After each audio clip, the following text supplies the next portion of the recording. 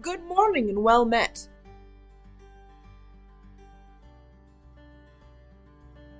Welcome back to Olivia's Corner. This week, as you can probably tell, as this format of setting is probably getting quite familiar, I'm doing another Get Ready With Me, working on my map of the TV show that I'm working on. And you're here with me because I don't want to do it by myself.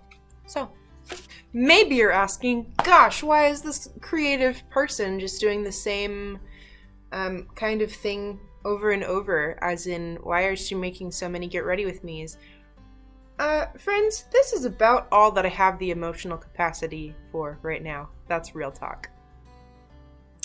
But it's also super fun, and I love making worlds and things, and coming up with titles for the rivers and waterfalls, and the cliffs, and cities, and manors, and whatever else we came up with when I rolled the dice. So, here we are,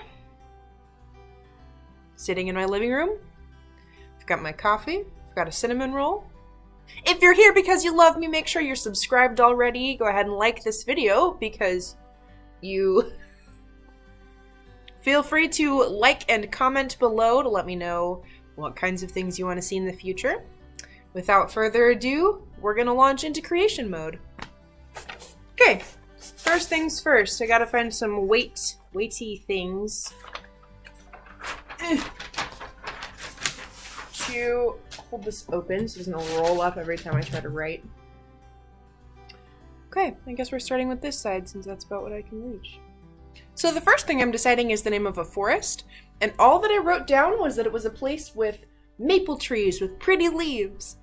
So my dilemma right now is, do I make it a scary place where the beauty is deceptive and everything in there can kill you? Or do I genuinely make it just like pretty?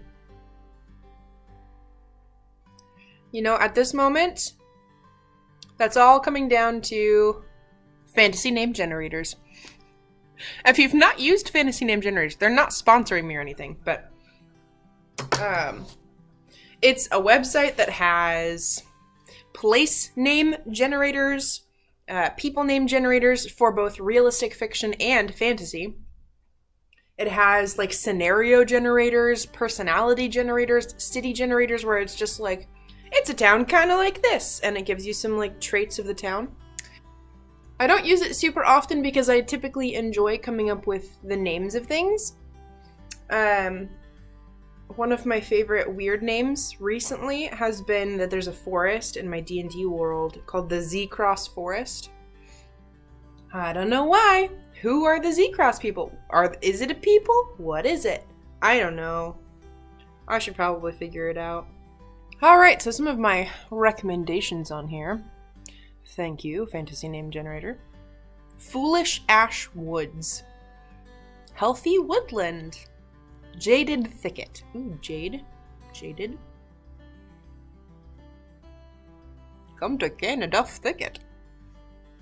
Lots of maple trees. Oh, that's almost comical. If this was a D&D world, I would just do it, but it's a little more than that. Ooh, I like the Timberland one. Arborson's Timberland. That's literally like tree land. Let's not do that. I do like the Timberland, though. French names, so I can't read them. Okay, back to English. Parallel Forest. Ooh. Magical Grove. Aww. Okay, I can go back to that. Let's go with...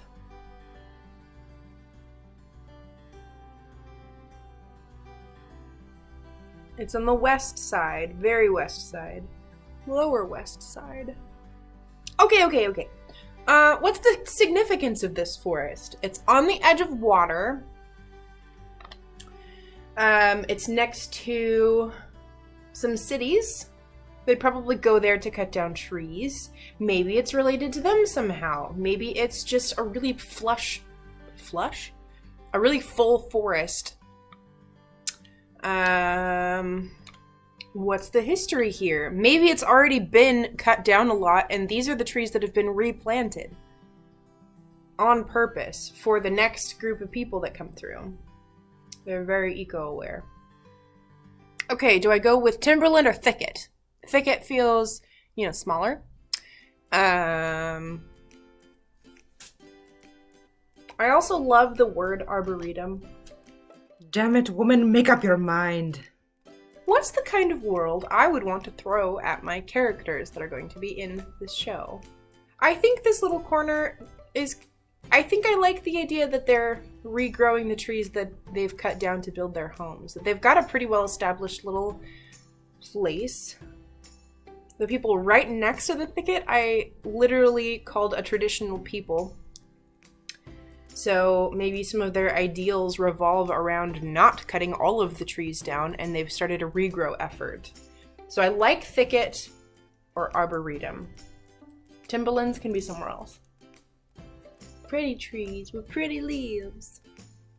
What you gonna be called? I'm just gonna call it a maple thicket for now. Gosh. That's... For editing Olivia's sake, that's 14 minutes of coming up with one name. I'm fully aware. So you're welcome. Okay, the next part, it says right next to that there is a place where there are just plains of some sort, unexpectedly changed in some way. So I read this beautiful post online somewhere about a cleric traveling with our party and that someone dies and they can't bring them back, whether it was a cursed death or something. This is in a D&D thing. And they just smash like healing spell after healing spell after healing spell into their body, and it's not doing anything to the body, but plants spring into life around them, and a beautiful lush garden of, you know, things that remind that character of their friend grow up around them so that the corpse is still there, but there's life all around it. And I thought that that was one of the most tragically beautiful things I've ever heard. So these unexpectedly changed plains, I think there's going to be what I imagine one lonely tree, almost weeping willow, but that feels really tropey. And the person is like, this was supposed to be just a field with one single tree, and it is a garden spreading out around this tree. How do I sum that up into like 3 words I can fit on a tiny map until I'm ready to draw that? Ooh, okay, it's gotta be like someone's like name.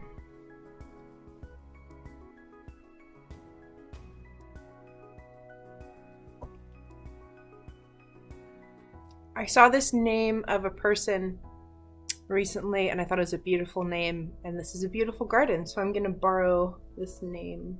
So now this location is called Adri's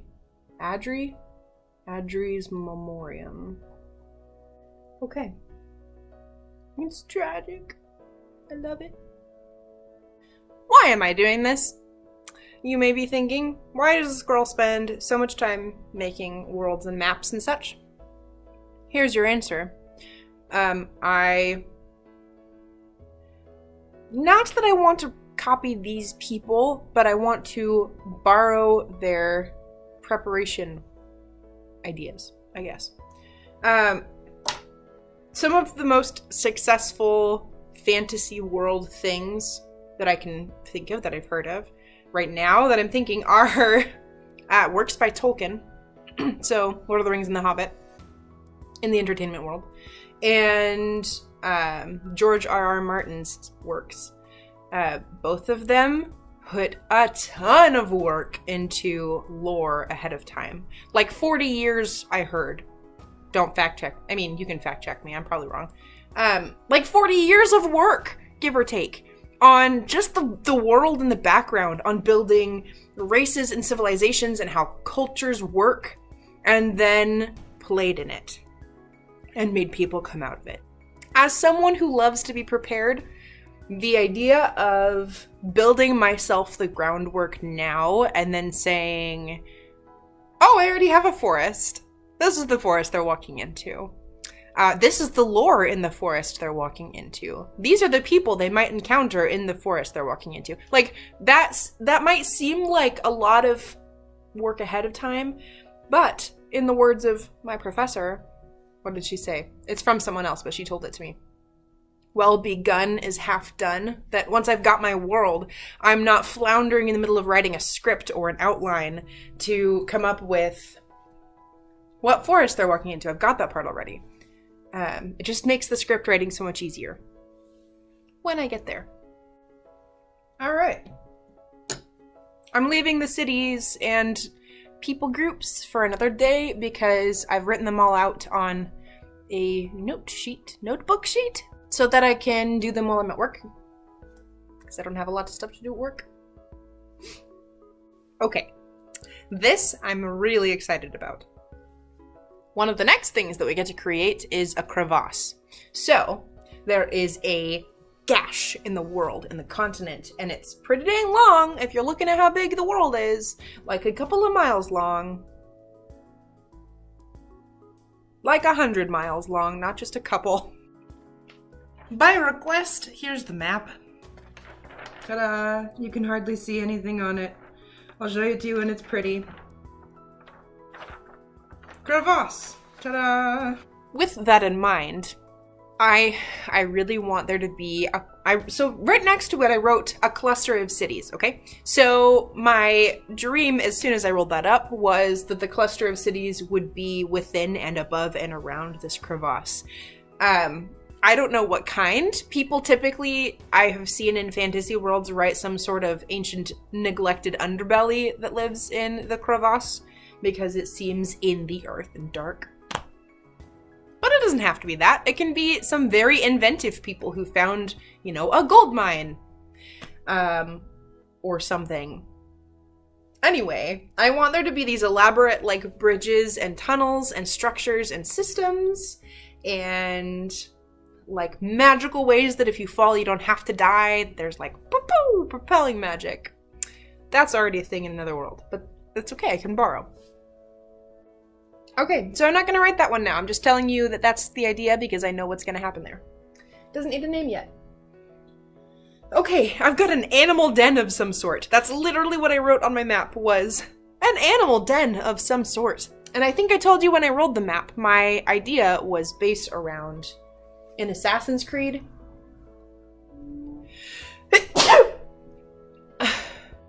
Bless you. Thanks. In Assassin's Creed, when you're running around as your character, I've only played Assassin's Creed Origins, and I love it. But there is an animal den where it's just alligators or hippos or flamingos. It's just a den of things that would live in the area, and you have to fight the big bad one in order to win a prize to say that you've conquered the area. I enjoy it. So I need to come up with animals of some sort. I'm thinking, I kind of would like them to be scary or dangerous or neutral in alignment. They might not attack the party, but if the party's oh gosh dang it, the party, talking like D&D again. If my adventurers need something from them in my world, there's different ways it could go. They could try to negotiate. They could have to trade something precious in exchange for it. They could have to perform a service for the creatures that live there. But in some way, they're going to have to give something up or get creative in how they handle these creatures. So there's a creature den. My inner excited child really wants this to be lions. But I've also seen lions in the zoo, and they kind of just sleep a lot, so we'll see. Wow, okay, so I'm not writing anything on that one. This may seem like I'm not getting a lot of work done, but processing this out loud, I am an external processor, really helps me to imagine what kind of world I'm creating, and as that idea for the whole world morphs, these things will become more evident for me. So it's possible that that animal den someday will be imported creatures that escaped or something. That there are monstrous creatures from another place brought here that are not supposed to be here that have built their own terrain here.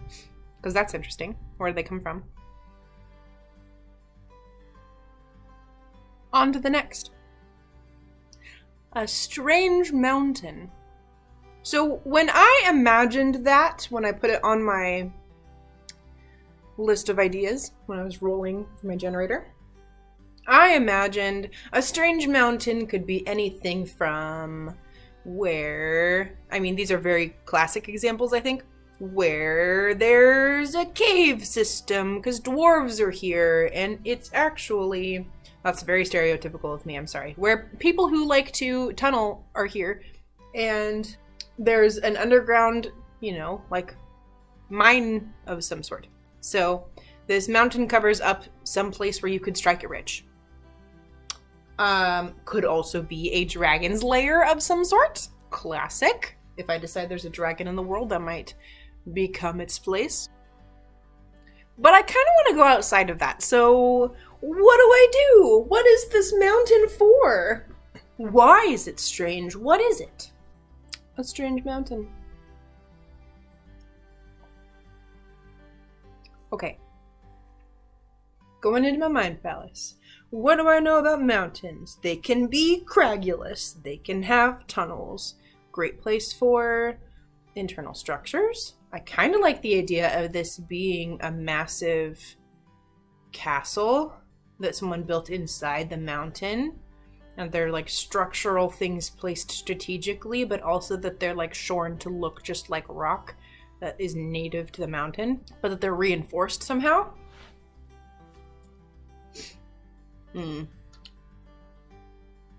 That's turning into a people group, so maybe it's a ruin where there are walls that have collapsed. That's kind of a bummer, though. I do like the idea of it being somewhat post-apocalyptic, so ruins do make sense. Okay, it's a ruined castle in a mountain. What lore will happen here? Has happened here? How do you do? Grammar. Who needs it?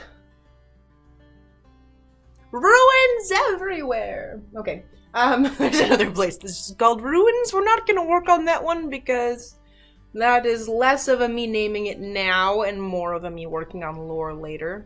Okay, another place that's kind of interesting. There's a field, but it is either withered, burned, or toxic, or a combination of such. Maybe a necromancer is buried under one of these fields. Oh, they do have to go find a necromancer. Kind of like that.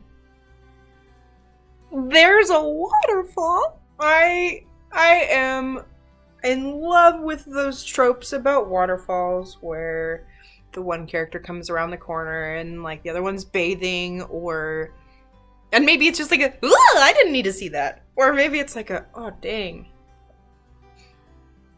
Or it's like romantic and they're walking together and they decide to, you know, it couldn't hurt to just take a minute to, you know, clean ourselves off in the waterfall.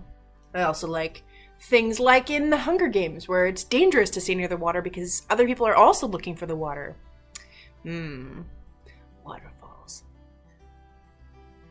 I want all the waterfall lore. You know, waterfalls do make sense around and in mountains. I could probably get away with putting like one in each cluster of mountains. Maybe. Okay, I skipped an island of difficult stuff. I'm gonna take a break and come back to the island.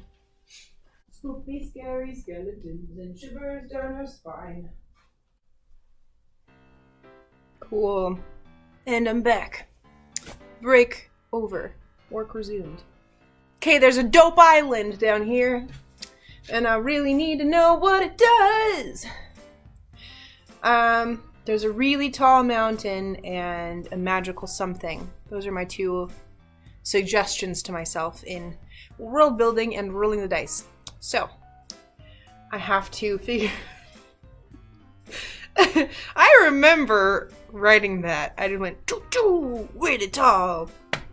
That's what my mountain says. It doesn't even say mountain. It's just a triangle and it says really tall. Monolithic, one might say. Something magical. So I'm in love with this new idea that I came up with earlier this morning, which is to create something that can help and something that can hurt at each location. And sometimes they're one and the same. A person or a location or an artifact can help and hurt. But I love the idea that there's something wonderful and also something terrible or harmful that can be found here. And maybe it's something harmful disguised as something wonderful. More overlap. So, with that in mind, maybe there's an ancient cave system and there's a textbook, magical tome that tells you about the world and something that people didn't understand or, not to make too much commentary about the current world of politics, but wouldn't it be interesting if it was confirming that the legends of what happened to the world to make it ruins were actually false? That would be interesting. That there were some details that had been falsified. They say history is written by the winner, and that is so evident. It might be really interesting to have a historical artifact found. Okay, that really doesn't solve why there's a tall mountain.